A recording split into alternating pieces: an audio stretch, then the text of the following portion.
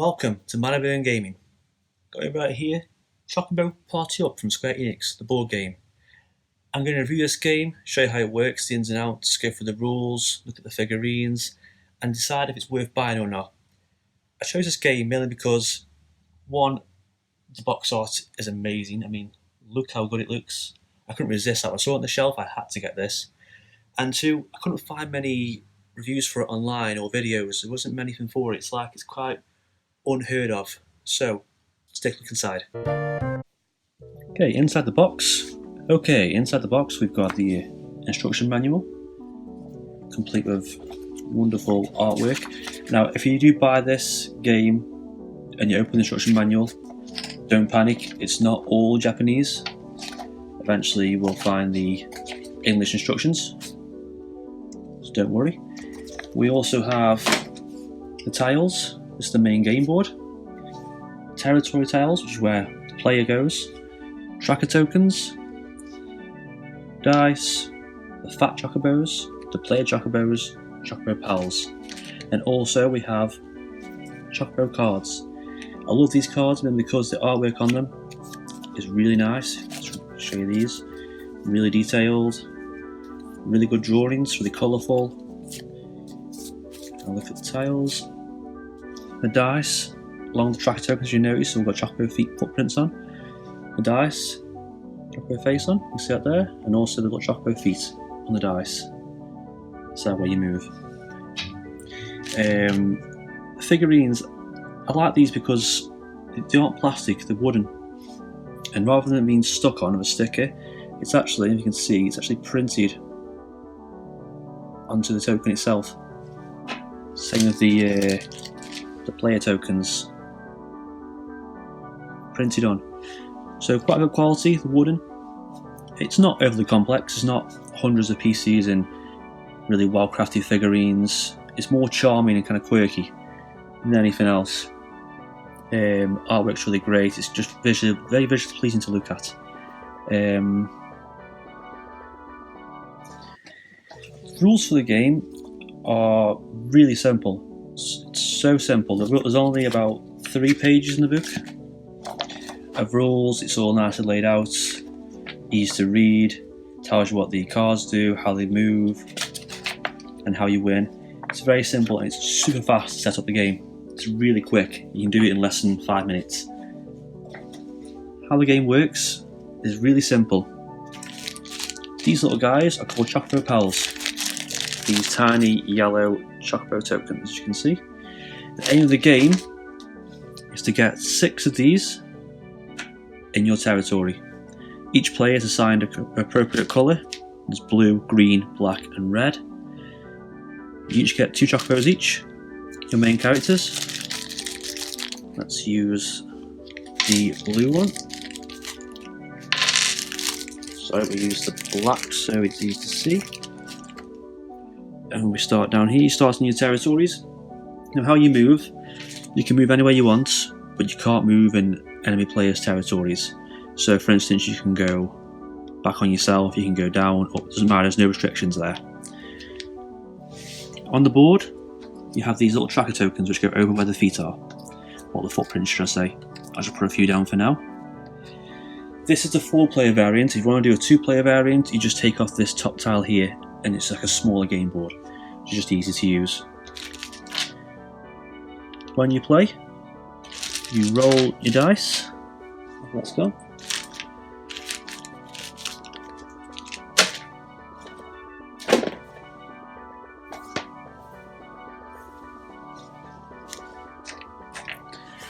When you play, you roll your dice. So your turn order will go like this. You roll your dice. If you get this Chocobo face symbol, you don't move your character, but instead you draw a card. Now the card lists are all really handy. There's only, I think, 5 cards, and the game does come with quite a few of these little rule cards which you can place down. You can see there properly. They each tell you what the cards do. For instance, one adds to your dice roll, it moves Chocobo pals, put your track symbols back down the board. And they're all really handy to keep. So when you're playing, you'll draw a card, keep it to yourself. The cards have no text on, so you're going to want to keep this card probably face down, at least initially, so you can see what the rules are, the other players too. But with it only being 5, you'll learn the rules really quickly and know what you're doing. So, the turn then passes. If you roll a number, say I rolled a 3, you move. Now you can move, you do get 2 chocobos each. You can either move 1 3 spaces, you can move 1 2 and 1 1, it's up to you. You can move 2 at the same time only if they're on the same space. So if they are both in the same space for some reason, I can move them like so, 1 2 3. What the aim of the game is, you want to land on the tracker tokens or the fountain tokens in the centre. Once you land on a tracker token, it is removed from the board and you add a Chocobo pal behind your character and they follow you around in the game. So that's that done. The other player goes and they do the same thing. It's sort of like a race to get the tokens. The problem is though, there's only so many tracker tokens on the board. I mean, you can land on the fountain, but you need to roll 4 only to summon Chocobo pals from this fountain. Once you get that, you roll again, bring back to your nest, place them where you like. The reason why you can place them further back is because some cards do let you move these pals around. And if they aren't on there, they're up for taking. And when another player moves, here's where the strategy comes in. They can take Chocobo pals from you.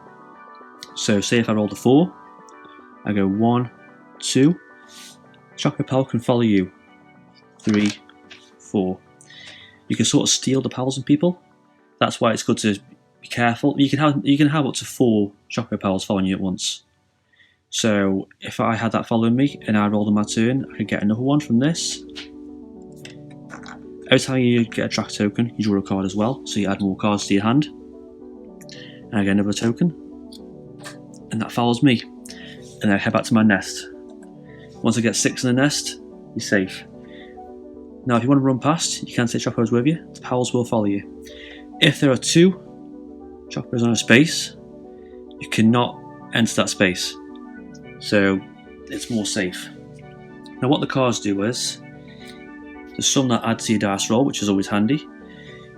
The Roma card, which is this one, you get to pick a Chocobo pal on the board and move it to an adjacent space, which is so handy when you've got a pal sort of here. You can just choose it, move it along, and go in for the steal, and it'll follow you. You don't have to make them follow you, it's up to you, it's entirely up to you whether you want them to follow you or not, but obviously the aim of the game is to get more on your territory, so you're going to want to do that. The movable card lets you choose a space with a trap token on and replace it. The Typhon card, choose another player Chocobo that isn't a fat Chocobo. That player moves the chosen Chocobo back to the space on the territory board. So the Typhon card is like a return to territory card, if I can find to show you. You'll basically pick one of their Chocobos and they put it back in their territory, which is one of the best cards to use, especially in a big open board like this. They're quite far from the nest. Send them back to where they came from, swoop in, get Chocobos. And the Golem card is choose a space and move all non-fat Chocobo pieces from that space individually to any adjacent spaces. So for instance, if I use that there on show and shows this space, I can move them there, move him there out the way. The fat Chocobos, when you're drawing cards, you only draw cards when you get a trap token or you summon a Chocobo pal from these. So your turn order goes, you'll roll a dice, you'll move, and you'll play a card if you have any. You play 1 card per turn. If you have 2 cards, you can discard 2 cards, and you gain a fat Chocobo, one of these little guys. You place these adjacent to the next one of your player spaces, so I can choose to put him there. These guys can only move 1 space, so if I rolled a 4, I can only move them 1. I can use the rest of the 3 or 2 on these anywhere I choose, but only they can move 1. The reason why these are good is because they count as 2. They can't be moved. You can't move from their space. So if I had him and I rolled and I stole that Chocobo pal, my opponent could not move into that space. Kind of like a big guard. He kind of protects the Chocobo pals. They can't go in the space and take him. You can kick enemy players off spaces only if you use a fat Chocobo or you have 2 in the same space. So if I rolled, I could move this one and you get to choose an adjacent space to move the Chocobo to. Or if I had 2, and we both at the same time. You can land in the same space as another player if you really wanted to. I could land there, but the problem is when it's the next player's go, they're going to take off and the pal's going to follow them. So the rules are quite simple. It's a very fast game. It probably takes about 15 minutes to 30 minutes, depending on how many players you've got and how quick you are at memorising the cards and what the symbols mean on the cards.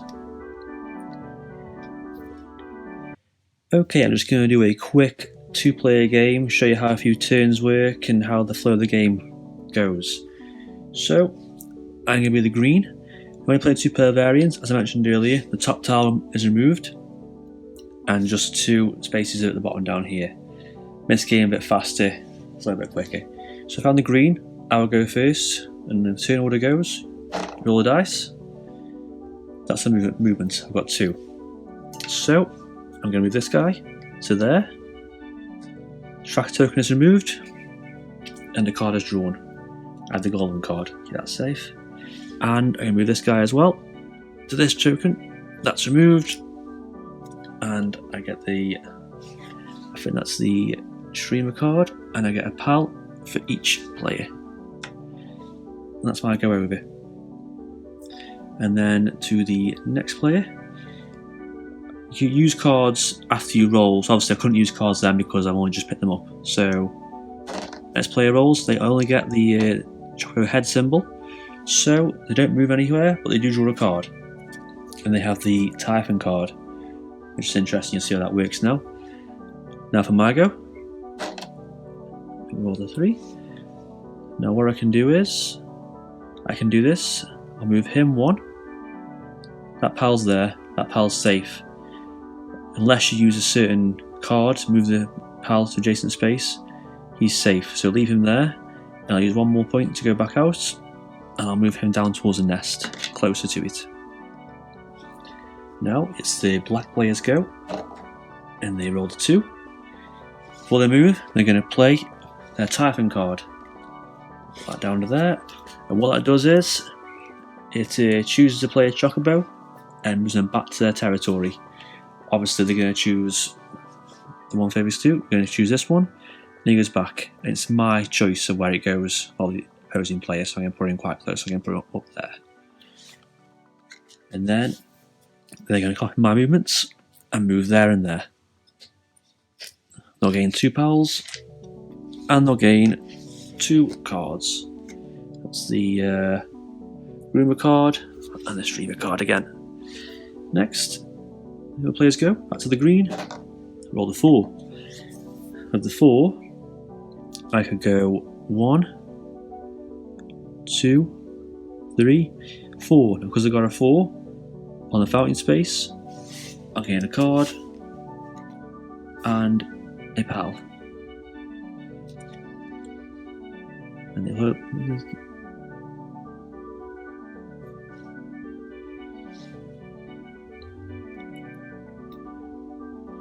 the black players go.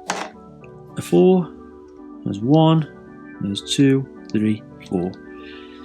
Now they have 2 in their territory, and you get 6 to win, close to getting 3 on my side. And eventually, tokens will expire, there'll be no more left, and you'll be sort of fighting for these Chocobo pals, and you'll be using more cards, send them back. The Forever card's a good card. It chooses a Chocobo pal and moves it, so you can even choose one that's in the territory and move it outside of the territory. That's why sometimes it's best to put them a bit further back, and so forth.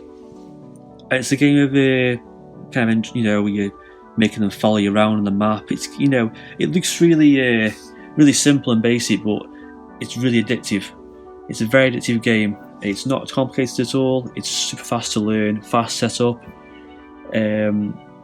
You'll play through the rounds as you learn how to do it faster. Your rounds will become quicker, and sometimes it can be just a case of that one extra dice roll, that one card you play. So it's kind of like a mix between luck and skill. Having a dice roll and a random card draw, you've got the luck factor there, but there is some skill to it of how you're going to move. Are you going to bring your fat Chocobo down? Are you going to try kick off a space? Are you going to try collect more pals?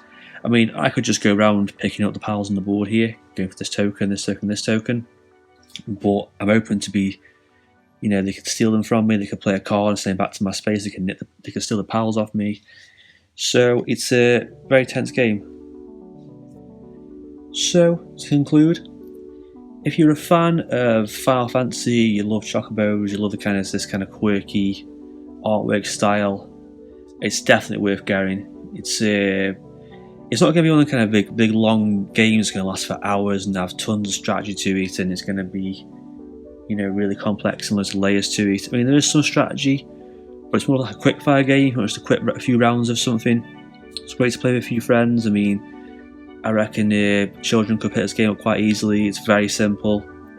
It's easy to learn, but there's a lot of depth to eventually master, and I definitely recommend buying. Retails at about £30 mark, £35, how much as in dollars, so it's not too expensive. It's not like the high end for board games. It's just sort of like in between. And yeah, that's my review of this game.